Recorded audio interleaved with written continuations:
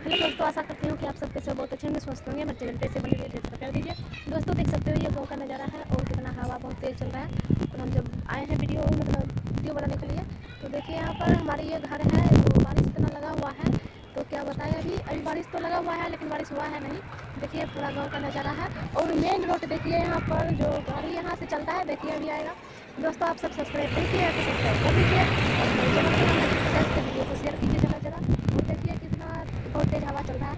खाना कैसे बनेगा देखिए, झरना उरना सब कुछ रखा हुआ है। बारिश पड़ने के बाद कहाँ रखाएगा, ये अंदर में रखाएगा झरना। देखिए उतना जगह है नहीं, तो क्या करेंगे, छोटा सा घर है। दोस्तों वीडियो आप लोग शेयर कीजिए और आगे बढ़ाइए। ऐसी अगले वीडियो में आप सबसे